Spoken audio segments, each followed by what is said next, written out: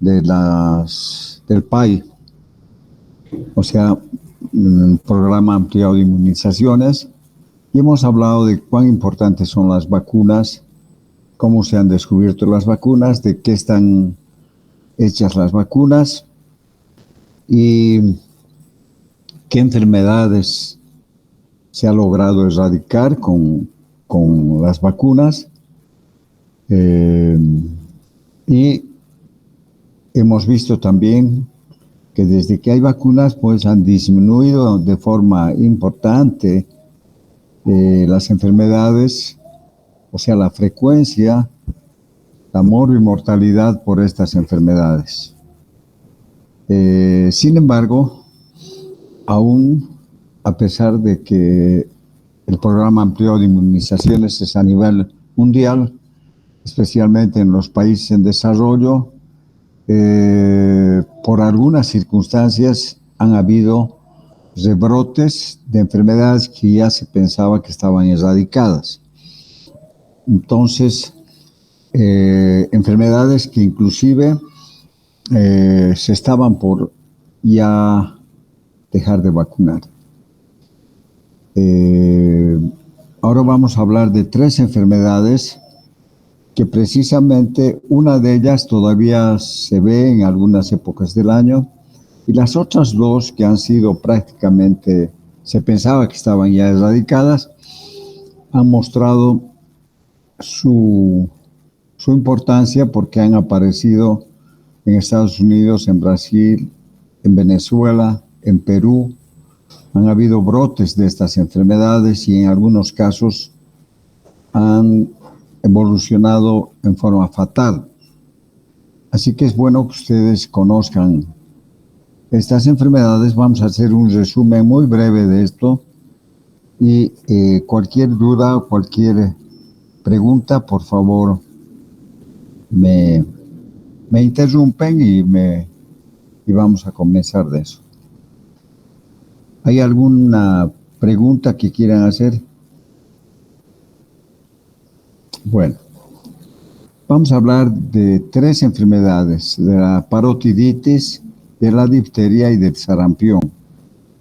El año 1920, hace 3 años, hubieron casos en Estados Unidos que alarmó al mundo, en Brasil, en Venezuela, en el Perú,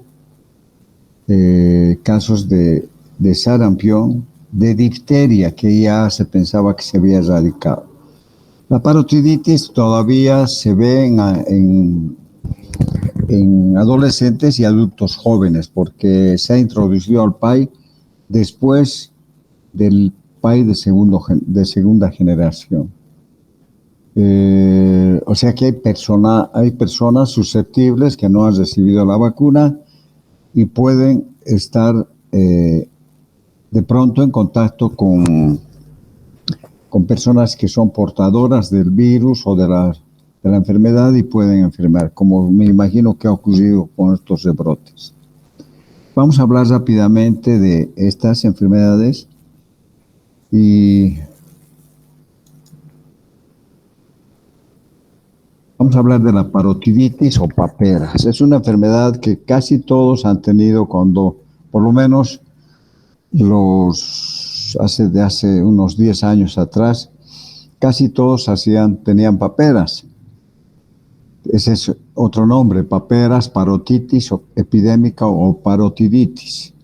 Es una enfermedad que se presenta, como les decía, en adultos jóvenes y en adolescentes, y es una enfermedad sistémica, contagiosa, aguda, y que muestra una predilección por las glándulas, tanto salivales como otro tipo de glándulas, y también afecta al sistema nervioso. Bueno, antes los niños con papera presentaban súbitamente un dolor a nivel de la región parotídea y bueno, el médico confirmaba el diagnóstico y se usaba pues como tratamiento una pomada que se llamaba belladona, una pomada de color negro que se aplicaba en la zona de las parótides y se envolvía la carita con un pañuelo así de esta manera, ¿no? Está causada por un virus que es miembro del paramyxovirus, no se olviden del paramyxovirus, en el que se agrupan también los virus de la parainfluenza y del sarampión y de la enfermedad de Newcastle, que vamos a ver otro día.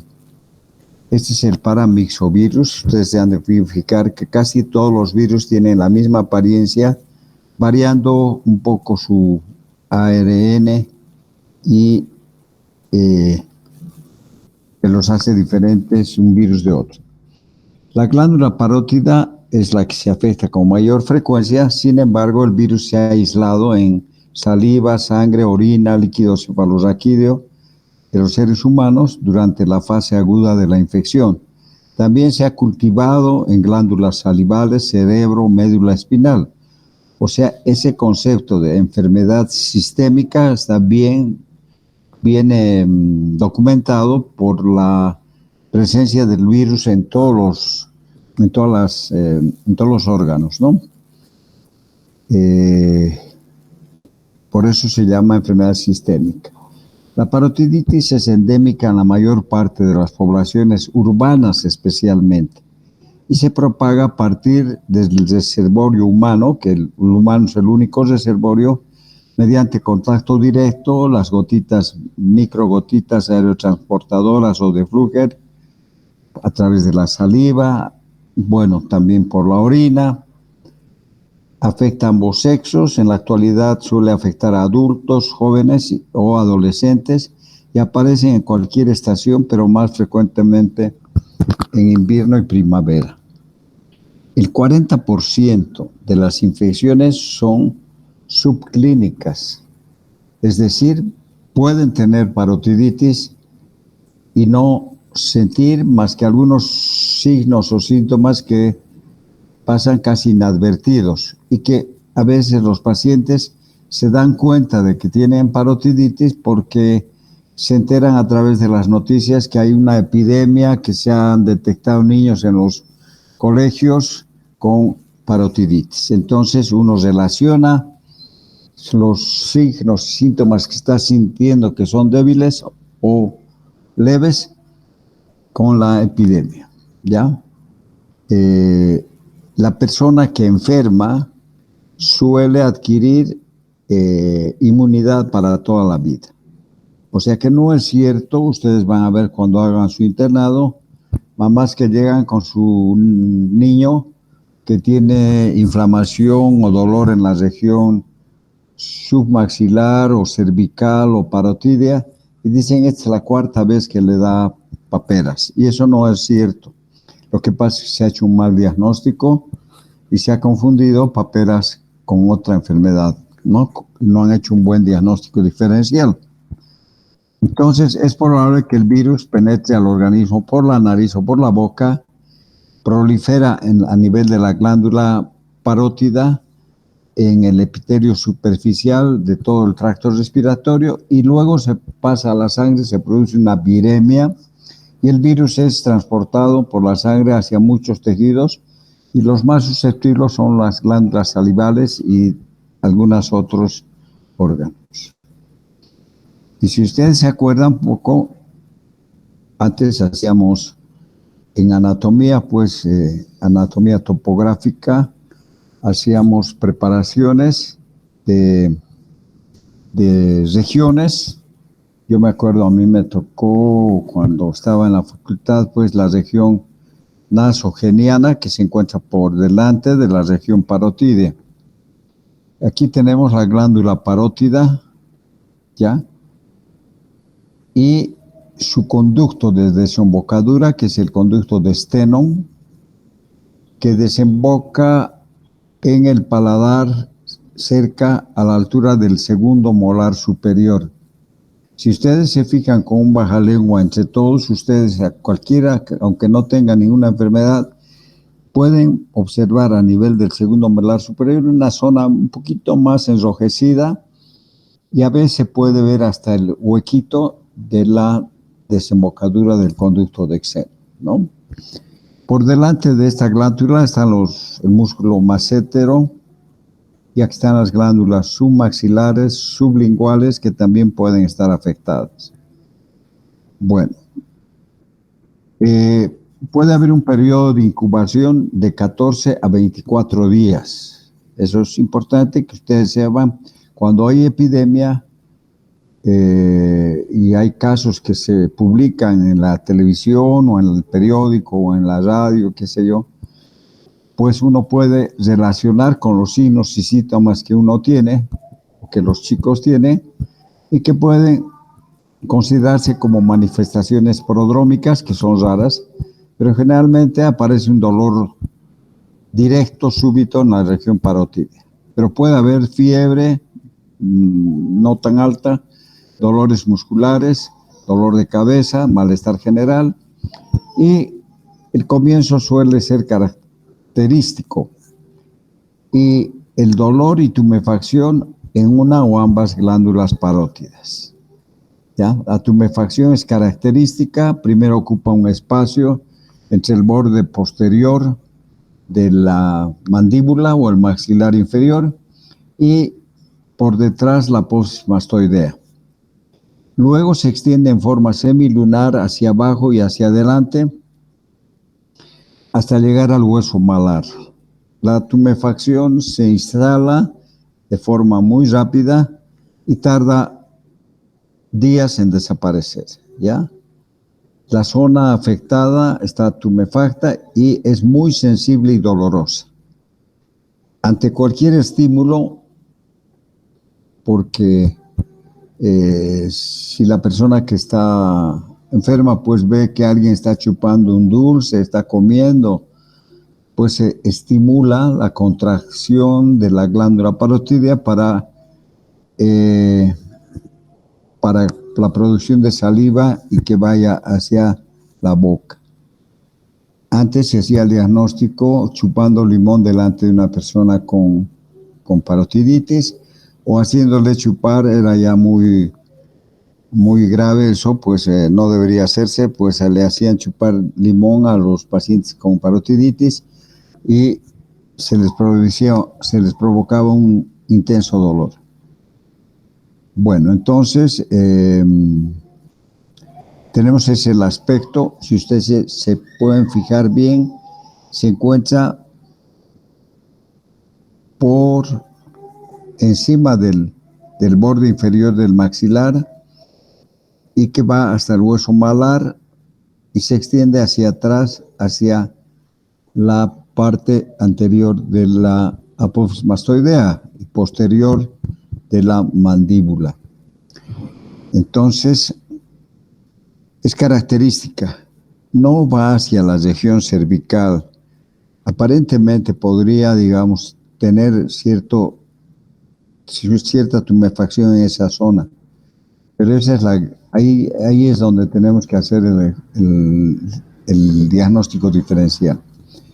Puede existir edema de la faringe, del paladar blando, del lado correspondiente. A veces cuando afecta una sola glándula parótida, pues desplaza la amígdala del otro lado. También puede haber un edema agudo de la laringe, puede aparecer edema sobre el manubrio esternal y la parte superior de la pared anterior del tórax, donde puede haber un edema y este edema obstruye el retorno linfático o la circulación linfática. Entonces puede haber mucho dolor, inclusive hasta dificultad respiratoria. Existe fiebre moderada, que es frecuente, la moderada no es una fiebre alta, y se puede encontrar una tumefacción y enrojecimiento de la desembocadura del conducto de Steno. Uno puede con un bajalenguas exprimir el trayecto del conducto de Steno hacia la desembocadura y puede presentarse una zona tumefacta y bien inflamada. Cuando sale pus, al exprimir, hay que descartar que sea una parotiditis epidémica. puede haber una infección de la glándula parótida por bacterias, o sea, de origen bacteriano, que sería uno de los diagnósticos diferenciales de la parotiditis epidémica, que es viral. Bueno, puede haber en algunos casos, yo no he visto más que 1 o 2 casos con erupción eritematosa a nivel maculopapular, parecida a la de la rubeola o el sarampión, en el tronco, y puede ser bastante pruriginosa. Bueno, el diagnóstico suele ser evidente por los hallazgos en la exploración física. Cuando las manifestaciones clínicas se limitan a una lesión menos frecuente, el diagnóstico no es claro, pero uno relaciona con los casos que se están publicando. Suele haber en los exámenes de laboratorio leucopenia, como toda enfermedad viral, con linfocitosis relativa, aumento de los linfocitos, lo que se traduce en una desviación a la derecha. Es posible un ascenso de la amilasa sérica, y el diagnóstico ya definitivo etiológico depende del aislamiento del virus en la saliva, en la orina, en líquido cefalorraquídeo o sangre. Generalmente no se hace este diagnóstico virológico, uno ve la tumefacción, hace su diagnóstico diferencial y bueno, directamente va hacia el tratamiento.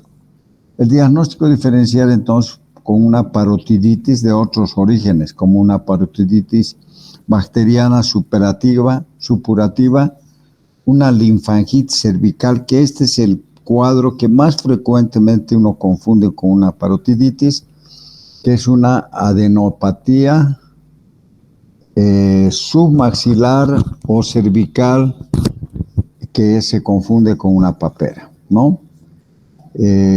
También puede haber tumores como linfosarcomas y otros tumores raros de la parótida, y puede ir acompañado también este cuadro de parotiditis con una orquitis que es parte del cuadro que no se da en todos los casos. Sin embargo, en caso de que solamente la única manifestación clínica de la parotiditis sea la orquitis y no haya inflamación de la parótida, hay que hacer diagnóstico diferencial con otros procesos inflamatorios de los testículos, ¿no? En casos de un testículo agudo por traumatismo, o puede haber una orquitis bacteriana, ¿no?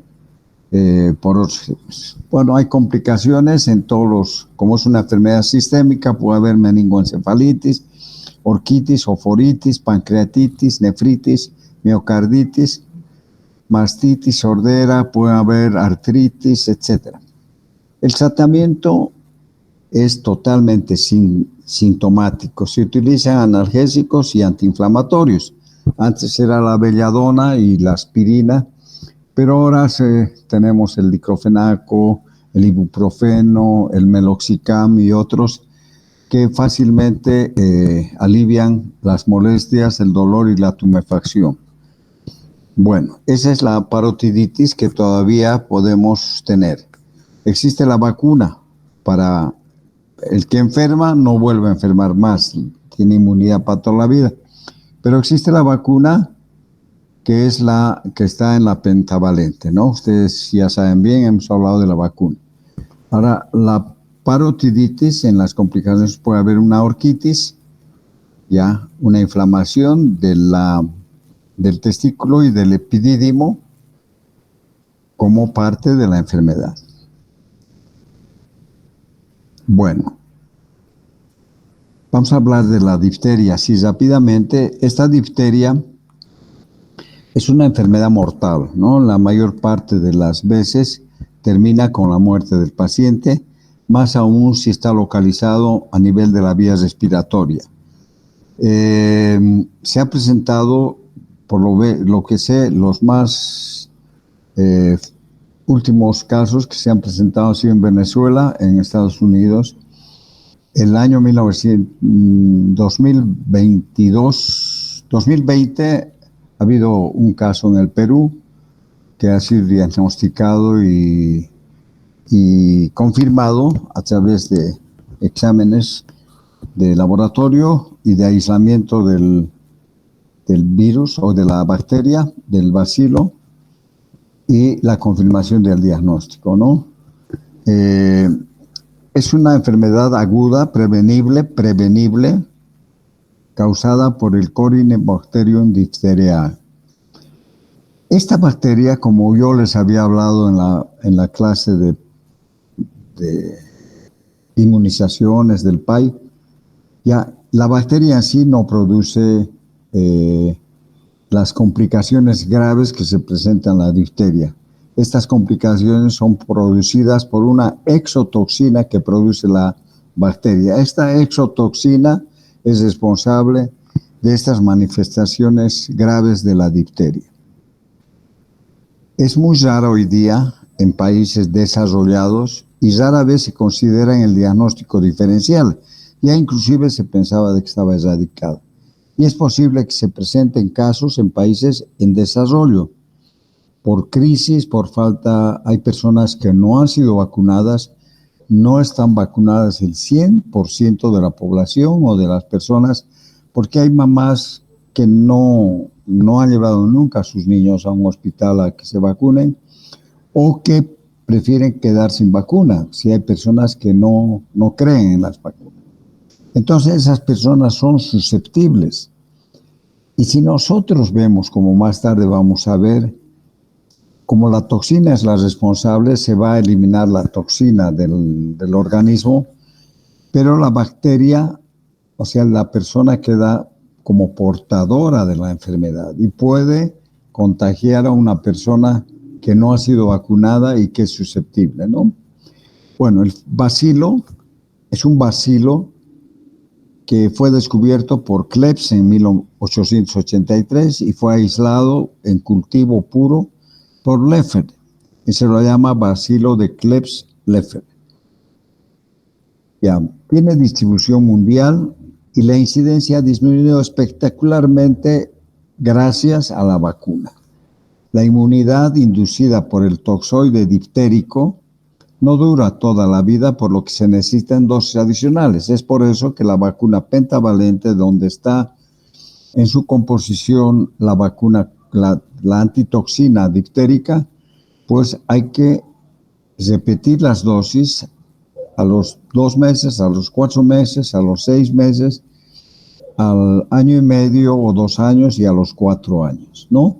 Para que luego, con estas dosis adicionales, se consiga una protección para toda la vida, ¿no? Entonces, se contagia a través del contacto con una persona enferma, un paciente asintomático que puede ser portador, como les decía. Se han descrito epidemias transmitidas por la leche. Puede existir infecciones cutáneas, porque tiene 3 o 4 localizaciones, como vamos a ver, y ataca sobre todo a los niños menores de 5 años y causa un peor efecto en niños mayores y en adultos mayores de 60 años. Esta enfermedad infecciosa provoca, entre otros síntomas, un ardor y dolor de la garganta al pasar la comida, dificulta la respiración existen signos de dificultad respiratoria, pueden observarse estados de choque inminente, piel fría, inquietud, fiebre, exudado muco grisáceo y puede ser mortal.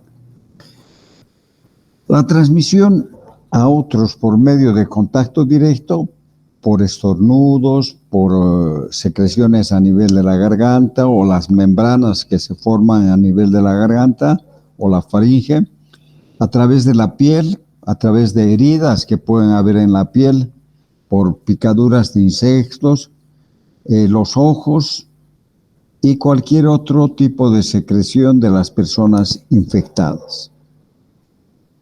Asimismo, el contagio puede producirse por el mero hecho de entrar en contacto. Hay personas que usan un pañuelo en algunas casas de gente pobre, pues usan el pañuelo, lo dejan ahí, viene un niño y se limpia la nariz con el mismo pañuelo y ahí se produce el contagio. La persona que ha transmitido es una portadora asintomática y puede provocar la enfermedad en un niño que no ha sido vacunado, que es susceptible. Entonces se produce el contagio también cuando hay personas que beben del mismo vaso, ¿no? Están tomando agua, leche o algún refresco y toman del mismo vaso. Ya, la etiología es la responsable, o el responsable es el bacilo Corynebacterium diphtheriae, que es el único patógeno humano importante del grupo Corynebacterium. Son bacilos gram positivos, no se olviden eso, finos. Es un aerobio que exige muchos medios complejos para su aislamiento, ¿no? Y a la toxina que se produce, que este Corynebacterium, este bacilo produce, es la responsable de muchas de las manifestaciones clínicas graves de la enfermedad. Es una toxina inestable, se destruye con facilidad por el calor, etc.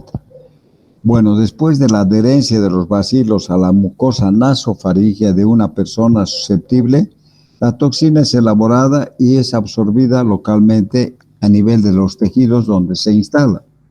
Ese es el aspecto de los bacilos en forma de bastones del Corynebacterium diphtheriae.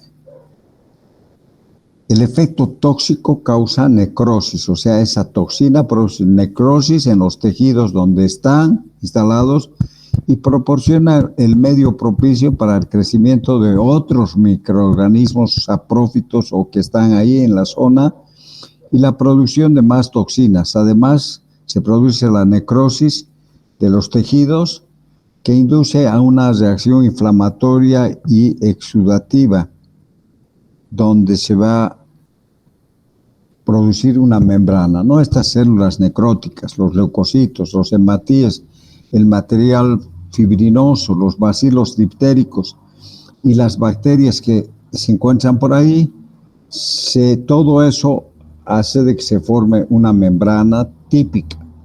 Esta membrana se adhiere a la mucosa y cuando uno trata de retirar esta membrana, se provoca una hemorragia y en esa zona hemorrágica se reúnen otra vez bacterias, leucocitos, células necróticas, etcétera, y se forma otra membrana y se van renovando las membranas, que son las responsables muchas veces de la muerte por asfixia, ¿no? Porque pueden desprenderse estas membranas y pasar a la vía aérea y provocar una muerte por asfixia.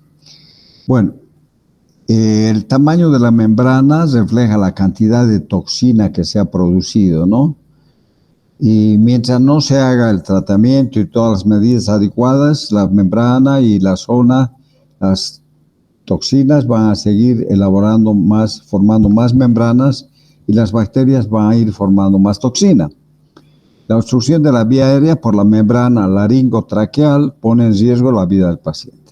La afectación de otros órganos puede ser manifestaciones clínicas a nivel del corazón, ya que se puede esta toxina distribuir por todo el organismo y provocar complicaciones cardíacas y también neurológicas por desmielinización y provocar una miocarditis que son causas de muerte también, no son las principales. Vamos a ver las características de las membranas que ustedes cuando ven un paciente en la emergencia que viene con una faringoamigdalitis estreptocócica que se presenta en niños por encima de los 4 o 5 años de edad hasta los 15 años, antes no existe.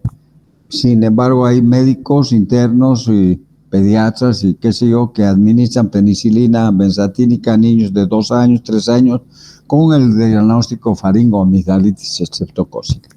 Bueno, las características de la membrana de la difteria, que hay que hacer diagnóstico diferencial, son diferentes. No son puntos de pus, sino membranas blanco-grisáceas, sucias, que al desprenderse producen un sangrado y luego se produce otra membrana, ¿no? Aquí tenemos estas membranas tan grandes blanco-grisáceas en la zona de la faringe.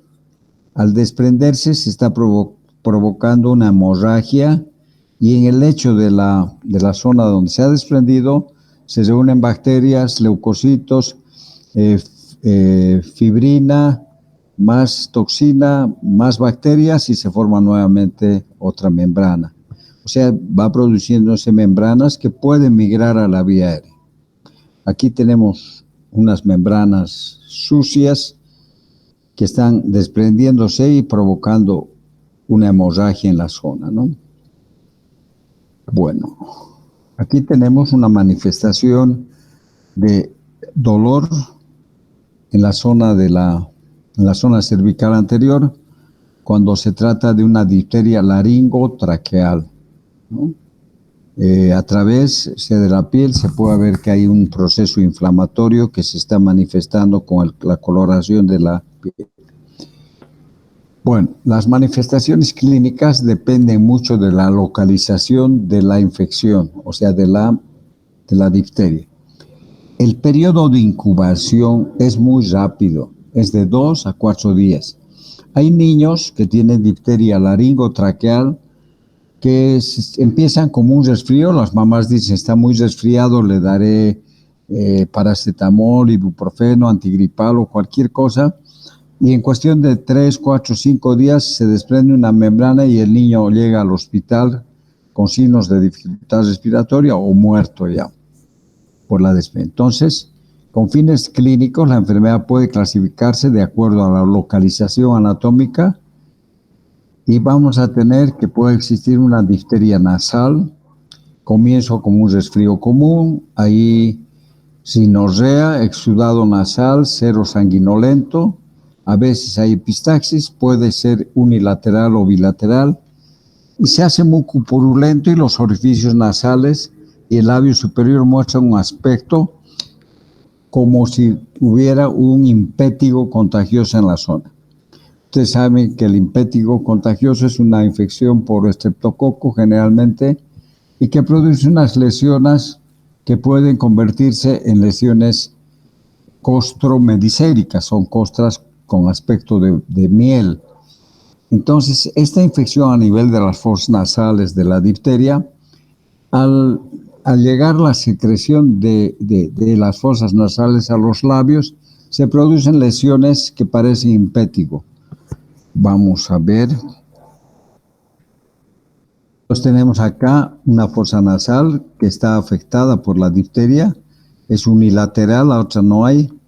Y si se fijan bien, bueno, habría que ampliar un poco, unas lesiones puntiformes que más tarde van a llenarse de costritas aquí en los labios, en la comisura de los labios, en el borde de la nariz, que son lesiones que parecen un impétigo, ¿no?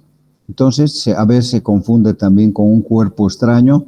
Hay niños que se introducen pedazos de plastoformo, de porotos, tornillos, papeles, y que luego se quedan ahí y empiezan a descomponerse, provocando un mal olor y una infección que hay que hacer diagnóstico diferencial con la difteria nasal.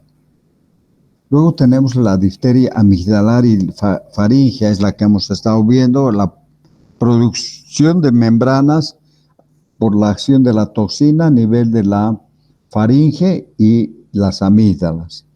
Entonces es un comienzo insidioso. Se pueden extraer las membranas a través de la boca, membranas que van formándose y desprendiéndose, y para que no caigan a la vía aérea y produzcan una muerte por asfixia, pues hay que ir retirándolas, ¿no?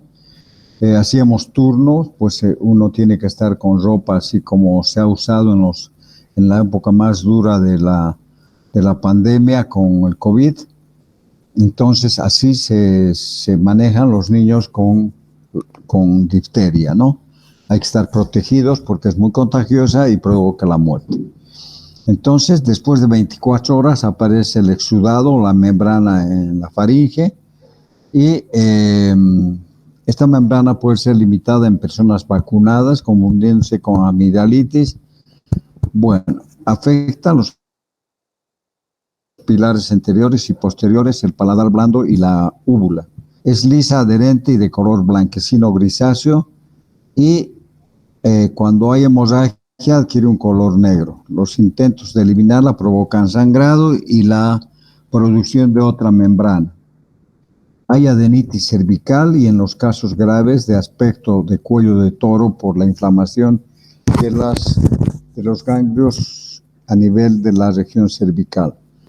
La membrana se desprende entre los 7 a 10 días de la difteria faringoamigdalar y los casos graves pueden provocar una toxemia por el paso de la toxina hacia la circulación y puede haber postración severa, palidez notable, estupor y muerte en 6 a 10 días. Este es el aspecto de cuello de toro de la difteria. Bueno, entonces, la otra localización es la difteria laríngea. Esta es la más grave de todas, casi termina con la muerte en todos los casos. Hay fiebre, afonía, tos, que progresa rápidamente hacia una obstrucción de la vía aérea por las membranas, porque la localización está fuera del alcance del médico. O sea, no está en la faringe ni en las amígdalas, sino está más abajo a nivel de la laringe y la tráquea. Entonces, se produce manifestaciones de dificultad respiratoria con estridor respiratorio porque las membranas están obstruyendo la vía aérea. Hay retracción supraesternal, supraclavicular y subcostal y la membrana puede extenderse a todo el árbol tráqueo-bronquial. En el cuadro clínico predomina la obstrucción mecánica de la vía aérea causada por la membrana, lo que se elimina entre 6 y 10 días y es posible la obstrucción súbita y fatal. Bueno, eso es lo que vimos así anteriormente. Entonces, ¿qué se ha hecho? ¿Qué se hace como medidas? Aquí es pues una de las enfermedades donde está indicada la traqueostomía que todos deberíamos saber hacer, ¿no? Inclusive no solamente en caso de difteria, sino de cuerpos extraños en cualquier parte donde nos encontremos. Puede haber una persona que estando comiendo puede atragantarse o atorarse con un pedazo de carne. Entonces hay que saber las maniobras que se deben hacer o una traqueostomía para evitar la muerte. La traqueostomía es un procedimiento quirúrgico que ya se leía antes, en épocas antiguas, donde había lo que decían, ¿no? Una conexión entre la muerte y la vida. O sea, la conexión entre la vía aérea y el aire, la parte exterior. Y se hace a través de una incisión en el cuello, generalmente con la cabeza y el cuello en hiperextensión, donde se puede palpar tranquilamente la tráquea. Se hace una incisión y se coloca una cánula. Esto va a tener dos efectos, ¿no? Bueno, en la época ya de Hipócrates, en los papiros egipcios, se hablaba de la traqueostomía como una medida para salvar de la asfixia, ¿no? Salvar a las personas de la asfixia. Es comunicar el exterior, el medio aéreo, con la luz traqueal, generalmente al nivel de la parte baja y medial del cuerpo. O sea, hace tiempo. Un tiempo, por cuestiones religiosas, se prohibió en esa época del oscurantismo y condenaba a las personas que practicaban la traqueostomía. Y luego más tarde se produjo la introducción nuevamente de esta práctica y se la reglamentó y se la perfeccionó por un médico que se llama Trousseau y que algunos de los aparatos que se utilizan llevan su nombre. Bueno, entonces aquí tenemos que en la medicina moderna la operación adquiere mucho auge y gana en seguridad. Inclusive actualmente se hacen traqueostomías con la finalidad de salvarle la vida en forma inmediata a una persona que está muriendo. En casos de traumas donde se requiere la intubación de un paciente, la permanencia del tubo de intubación por mucho tiempo puede producir inflamaciones de la glotis, de las cuerdas vocales y lesiones irreversibles. Entonces es reemplazada por una traqueostomía. Bueno, aquí vamos a mostrar cuáles son las condiciones o la situación en la que es necesaria una traqueostomía. La presencia de cuerpos extraños laríngeos, el edema de la laringe, edema de la base de la lengua, luego la epiglotitis, que ya prácticamente ha desaparecido con la vacuna pentavalente por la Haemophilus influenza tipo B. Luego tenemos la estenosis laringea o subglótica, las malformaciones congénitas, como se puede tener en algunos casos tumores, masas que pueden estar obstruyendo la vía aérea. Se hace una traqueostomía cuando uno no puede tener acceso con un tubo durante una intubación.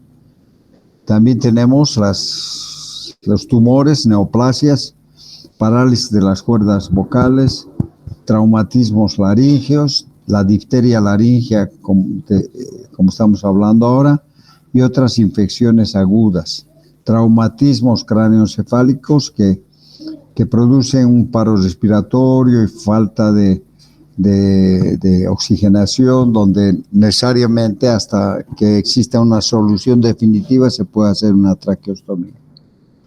Aquí tenemos un cuerpo extraño, puede ser una membrana. Si uno entra a través de la traqueostomía, tenemos la opción de impedir que ese cuerpo extraño entre a la vía aérea y además aspirar por el tubo y por la garganta todo lo que va formándose como secreciones y membranas hasta la total recuperación a través del tratamiento que se le debe dar de inmediato al paciente. Aquí es la forma, más o menos un cuello en hiperextensión para localizar bien la zona en que hay que hacer la traqueostomía. Se hace una incisión, luego se coloca un tubo endotraqueal que tiene una camisa, una especie de mandril que va a tapar el tubo hasta que esté bien localizado. Luego se retira y por ahí se hace la aspiración de secreciones, y esta parte curva del tubo va a impedir que las membranas penetren a la tráquea y a los bronquios. Entonces aquí tenemos ya el tubo localizado en la tráquea, y todo lo que está por encima pues queda, se puede retirar no fácilmente, pero a través de la faringe, y lo que pase pues a través del tubo endotraqueal. Bueno, esa sería la difteria laringotraqueal, que es la más grave por el desprendimiento y la obstrucción mecánica de la vía aérea. La difteria cutánea se puede producir por contacto de una persona que está enferma con otra persona que tiene lesiones en la piel, como picaduras, insectos, una úlcera, una herida, etc. Se ha descrito como úlcera profunda, redondeada, en sacabocados. Es característica porque no solamente afecta la epidermis, no llega al tejido celular subcutáneo y se desepiteliza el borde de la lesión, y generalmente se produce por contaminación de heridas, por picaduras de insecto, dermatitis, y bueno, hay otras localizaciones que son muy raras, infecciones conjuntivales a nivel de la conjuntiva, a nivel del conducto auditivo y bulbovaginales. Luego, así es el aspecto de la difteria cutánea.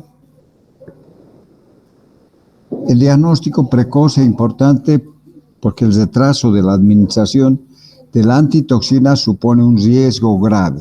Una persona que llega debe ser instalada en un servicio en aislamiento. El personal que va a estar a cargo de esta persona tiene que estar totalmente con todas las medidas de seguridad. Inmediatamente a la persona, si está con dificultad de una difteria laringotraqueal, se debe hacer una traqueostomía y empezar a retirar las membranas, pero inmediatamente y al mismo tiempo se debe colocar la antitoxina diftérica que viene en preparados en unidades, y la cantidad de unidades depende mucho de la localización de la difteria. Y por otro lado, en otra vía se administra el antibiótico que va a matar o que va a eliminar al bacilo, al Corynebacterium diphtheriae, que es la penicilina. En caso de alergia a la penicilina, pues se utiliza la eritromicina. Entonces, en una vía está la penicilina, en la otra vía está la antitoxina, y van disminuyendo las membranas conforme va haciendo efecto la antitoxina y el antibiótico. Bueno, entonces el diagnóstico diferencial varía de acuerdo a la zona: la difteria nasal con cuerpo extraño, la difteria amigdalar con la infección septocócica, la mononucleosis infecciosa, amigdalitis, herpética, moniliásica, etc. Las complicaciones más graves son sobre el corazón y el sistema nervioso central por la toxina que se ha metido a la circulación, pero la más grave es la obstrucción de la vía aérea por el desprendimiento de las membranas. Puede haber miocarditis, que es la que puede producir una muerte súbita, neuritis, parálisis del paladar blando, parálisis ocular, etc. Otras complicaciones que se pueden ver son trombocitopenia, alteraciones de la coagulación, anemia hemolítica, coagulación intravascular diseminada, proteinuria, insuficiencia renal, etc. El pronóstico es reservado por la muerte súbita o sus complicaciones. La inmunidad, los anticuerpos contra la toxina diftérica, la antitoxina, confieren protección frente a las manifestaciones clínicas graves de la enfermedad. O sea, esta es la que produce la protección contra las complicaciones graves, o sea, la antitoxina. Y la inmunidad pasiva puede adquirirse por transferencia transplacentaria de anticuerpos desde la mamá, pero que dura 6 meses. La administración parenteral de antitoxina diftérica desaparece al cabo de 2 o 3 semanas. La inmunidad activa se obtiene por la infección previa. Una persona que ha enfermado adquiere inmunidad, o a través de la inmunidad, a través de la inmunidad activa, con la administración de la vacuna con el toxoide diftérico. Puede ser la DT, puede ser la pentavalente. La DT tiene la toxoide tetánico y diftérico, ¿no? Y las personas que han tenido difteria deben vacunarse. ¿Por qué? Porque siguen siendo portadores de el bacilo. Se puede confiar en la vacunación con toxoide diftérico, que evita la enfermedad grave o fatal.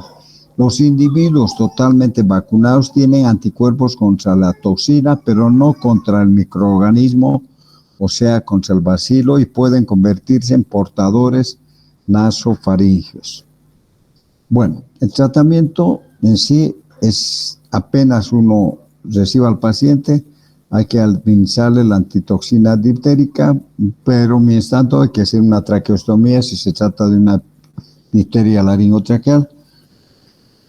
Intubación o todas las medidas, pero se coloca una vía la antitoxina diftérica y en otra vía la penicilina, ¿no? O la eritromicina. Entonces, líquidos endovenosos, porque el paciente va a estar 0 por vía oral, se va a deshidratar, va a haber desequilibrio hidroelectrolítico, oxígeno, reposo en cama, monitoreo cardíaco, inserción de un tubo por la traqueostomía, corrección de las obstrucciones por las membranas, etc. Yo me acuerdo cuando estaba de estudiante haciendo práctica, hicieron una lista donde cada alumno tenía que ir 2 horas a cuidar a un paciente con difteria. Eran 3 o 4 pacientes. Entonces a mí me tocó en Año Nuevo desde las 2 de la mañana hasta las 4 de la mañana. Yo llegaba, el que estaba cuidando se iba, yo me quedaba a seguir aspirando, retirando las membranas, aspirando y cuidando al paciente con la ropa adecuada para evitar tener la infección, ¿no? Bueno, algunos detallitos más. La antitoxina debe administrarse con rapidez. Se diluye en 200 centímetros cúbicos de suero y se administra de acuerdo al tipo de difteria, ¿no? Puede provocar, como está hecha, se ha cultivado en algún tipo de medio de cultivo, puede producir una reacción anafiláctica. Entonces se hace una prueba igual que la prueba que se hace cuando se administra la penicilina.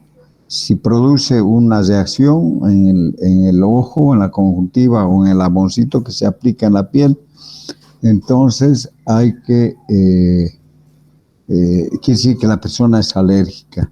Igual con la penicilina también se puede producir alergia a la penicilina. Entonces administra la eritrocina, pero en la antitoxina no hay otra opción. Entonces si no se le administra, el paciente se muere. Si se le administra, también se va a morir por una reacción anafiláctica. Entonces, ¿qué se hace? Se administra, pero con un antialérgico. Con un corticoide, con algún antialérgico potente para que frenar la reacción anafiláctica. Este era el frasquito de antitoxina que había antes. Se los muestro como para que ustedes vean. Actualmente viene así ya la antitoxina, ya de acuerdo al caso, pues se administra 1 o 2 frascos. Ahora este es un frasco de vacuna. Aquí tenemos una antitoxina tetánica biológica de 3,000 unidades que ya viene. Y aquí, de acuerdo a la localización de la difteria, se utilizan las unidades de antitoxina. Bueno, aquí les muestro, esto es sacado, una niña diagnosticada con difteria el 27 de octubre del 2020, o sea, hace 3 años, ¿no? Cabalito 3 años. Se la diagnostica con difteria en el Perú y se manda a traer de Colombia, pues, la antitoxina para poder salvarle la vida, mientras la niña está con oxígeno, con traqueostomía, y entonces la niña recibió dosis completa de antitoxina diftérica para su tratamiento. La niña de 5 años, diagnosticada con difteria el 27 de octubre del 2020, recibió la dosis completa de antitoxina diftérica. La menor permanece internada en el Hospital Nacional 2 de Mayo. Yo he sacado esta noticia para mostrarle a ustedes que todavía podemos encontrarnos con casos de difteria. El Ministerio de Salud, a través de su cuenta de Twitter, detalló que la antitoxina llegó a nuestro país a las 7:20 p.m. del jueves, procedente de Colombia, y en 18 minutos estuvo en el referido nosocomio situado en el centro de Lima. Entonces, esto quiere decir que debe tenerse siempre presente que puede producirse un rebrote en personas susceptibles si están en contacto con personas portadoras. El tratamiento, entonces, penicilina o eritromicina más la antitoxina. Puede haber reposo absoluto porque puede haber una miocarditis que va a producir un paro cardíaco. Hay que estar monitorizando con un electrocardiograma, reposo en cama, y la intubación o traqueostomía y la administración de antibiótico. Aislamiento y cuarentena, y a los que han estado en contacto se les administra penicilina o eritromicina. Aquí las medidas preventivas ya las tenemos en el PAI de segunda generación, en las vacunas DPT o DT y actualmente con la pentavalente. Bueno, aquí tenemos, para terminar, no sé qué hora es, si estamos todavía con tiempo. ¿Alguna pregunta hasta aquí? Por favor. Tenemos media hora, pero en 15 minutos o menos vamos a hablar del sarampión, que es otra de las enfermedades que de alguna forma es mortal, que se considera casi erradicada, pero se han presentado hace poquito nomás brotes en Brasil, en Estados Unidos, en Venezuela, en Colombia, no, en Perú, y en un pueblo cercano a Ecuador. Entonces, es un cuadro típico que quiero que nunca se olviden de la secuencia de los síntomas y signos que se pueden producir. Es una enfermedad infecciosa exantemática como la rubiola, la varicela, especialmente en niños, causada por un virus que es de la familia Paramyxovirus, como hablábamos de la parotiditis, pero es del género Morbollivirus. Se caracteriza por las exantema típico, que son manchas en la piel de color rojo, que es el exantema maculopapuloso morbilliforme confluyente. Este es el virus, el paramyxovirus, como habíamos visto antes, y estas son las lesiones que se producen en la piel. Este es el exantema maculopapuloso morbilliforme confluente, o sea, van confluyendo entre sí las lesiones. Bueno, pero hay una secuencia de acontecimientos, ¿no? Que es importante porque eso hace el diagnóstico. Para resumir rápido, la transmisión del virus se hace a través del contacto directo por las gotitas infectadas provenientes de un enfermo al toser, al estornudar, a diferencia del virus, del rotavirus, que es pesado y que se ha puesto como una de las, en los protocolos, que debe haber un distanciamiento entre una persona y otra de 1 metro, 1,5 metros. En el virus del sarampión, el virus del sarampión es muy liviano, puede flotar y permanecer en el aire y desplazarse varios metros, inclusive personas que están en otra habitación pueden contraer la enfermedad a través del virus que se desplaza si hay una corriente de aire. Es liviano, es muy contagioso, ¿ya? El virus penetra en las células epiteliales de la mucosa de las vías respiratorias altas, como la orofaringe, y con menor frecuencia en la conjuntiva de los ojos. Es muy contagioso, se propaga cuando una persona infectada tose o estornuda. Y si hay unas personas susceptibles, se va a enfermar. Todas las personas susceptibles que están en ese ambiente o un ambiente cercano se pueden infectar. Bueno, aquí dice las características. La invasión, esto es importante, esto quiero que se acuerden siempre. La invasión del virus en los linfocitos T y un aumento de los niveles de sustancias mensajeras, se instala una debilidad inmune temporal del organismo. En realidad, el sarampión no produce la muerte, pero lo que produce la muerte es esta debilidad inmune temporal, lo que se ha venido a llamar una amnesia inmunológica, donde la persona, el organismo, se olvida literalmente de todas las defensas que tiene contra otras enfermedades. Entonces pueden haber infecciones secundarias, ¿ya? Así es la gravedad de esta enfermedad, porque se produce, o sea, el sarampión borra la memoria inmune contra otras enfermedades. Tras la infección, el sistema inmunológico olvida la inmunidad que había desarrollado contra otros virus, bacterias, y puede contraer enfermedades oportunistas y que son la causa de la muerte. El periodo de incubación es de 4 a 12 días, durante los cuales no hay síntomas. Y quiero que se fijen bien en esta secuencia de signos y síntomas. El primer síntoma que suele aparecer es la fiebre. La fiebre. Un niño está con fiebre alta por lo menos 3 días, empieza a tener tos, moqueo, una nariz moqueante, o sea, hay una congestión nasal con secreción, y luego hay una conjuntivitis, los ojos rojos, sin secreción. Entonces, la fiebre, la tos, la nariz moqueante y la conjuntivitis vienen primero. Inmediatamente después aparece el exantema, o sea, el exantema morbilliforme maculopapuloso, ¿no? Y que es característico, pues. Y luego el del exantema es descrito como una erupción generalizada maculopapular que comienza 3 días después de la aparición de la fiebre. O sea, la fiebre, la tos, la nariz moqueante, luego tenemos la conjuntivitis, que es sin secreción, y luego tenemos el exantema. Bueno, el periodo de incubación, como parece que me he atrasado.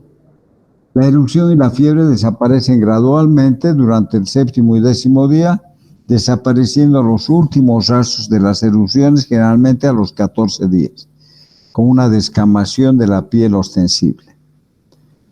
Esta es la característica de la conjuntivitis sin secreción, y esto hay que saber muy bien que una de las complicaciones que puede presentarse en el sarampión es la úlcera de la córnea. No debe usarse colirios con corticoides, y hay que tener mucho cuidado con eso porque puede producir como una de las graves complicaciones la úlcera corneal.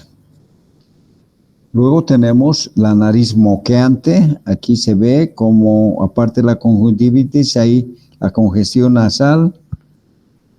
Tenemos el exantema con conjuntivitis, nariz moqueante. Aquí son las lesiones de la piel. Y tenemos que el diagnóstico del sarampión requiere una historia de fiebre, por lo menos de 3 días. Y cuando ya existe el exantema, después puede haber un enantema. Exantema quiere decir afuera, en la piel, y el enantema es en las mucosas. Existen las manchas de Koplik, que son características del sarampión, ¿no? A veces uno no puede ver esas manchas, dura muy poco tiempo. Con un bajalengua se pueden ver estas manchitas, que son pequeñas, irregulares, de tipo granular, de color rojizo y con centros blanco-azuláceos, que aparecen en la mucosa oral, en la cara interna del carrillo de la mucosa de la boca, a nivel de la desembocadura del conducto de esteno, ahí a nivel del segundo molar superior.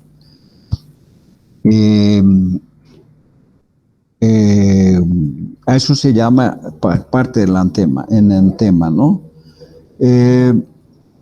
Bueno, se puede aislar el virus para confirmar el diagnóstico. Estas son las manchas de Koplik que se presentan a nivel del segundo molar, ya que tienen estas características.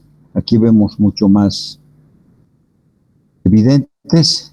Y luego, después de eso, no hay tratamiento específico. Algunos pacientes van a desarrollar neumonía como una complicación por la baja, por la ausencia de una reacción inmunológica, es decir, por la amnesia inmunológica, ¿no? Por el olvido de la inmunidad que tenía contra otras enfermedades. Generalmente mueren por neumonía y como una secuela del sarampión. Los casos de sarampión, cuando había sarampión y epidemias, pues los hospitales se llenaban porque había que evitar que los niños adquirieran otra enfermedad oportunista y se murieran. Entonces tenían que ser hospitalizados. Ahora ya no hay. Eso es un gran beneficio para el Estado y para el sistema de salud, donde ya no se ocupan tantas camas y un ahorro económico, ¿no? Entonces pueden desarrollar neumonía, pero otras enfermedades igual como encefalitis, ulceración de la córnea, que llevan a la abrasión de la córnea y la ceguera. Las complicaciones más severas se presentan más en los adultos, y aquí tenemos una estadística: un caso de 1 de cada 10 infectados desarrolla sordera, que es otra de las complicaciones. 1 de cada 20 neumonía, 1 de cada 1000 meningoencefalitis, 1 o 2 de cada 1000 mueren, ¿no? Ya sea por cualquiera de las complicaciones. Pero el gran problema es que el hacinamiento en los hospitales y los grandes gastos económicos a nivel del sistema de salud, esa era lo grave. Entonces, con la vacuna, pues contra el sarampión, se han evitado todas estas cosas. Sin embargo, en algunos países que no se vacunan, pues hay población sensible, ¿no? Bueno, eso es todo. Este es David, es una obra maestra de Miguel Ángel, hecho un bloque de mármol de más de 5 metros, es perfecta y bueno, es una de las cosas que debemos admirar. ¿Alguna pregunta que quieran hacer ustedes, por favor?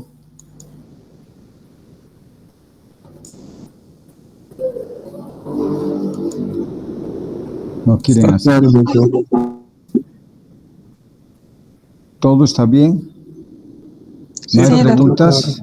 Bueno. Sí, doctor. Espero que todos hayan entendido. De todas maneras, siempre tienen ustedes el tema a través de una grabación. Vayan a sus clases, tienen clases seguramente, y nos vemos de aquí a unos cuantos días con el otro tema que toca, ¿no? De acuerdo a la programación. Ha sido un gusto. Buenas noches, que les vaya bien en todo. Buenas noches, doctor. Gracias, doctor. Buenas noches. Buenas noches.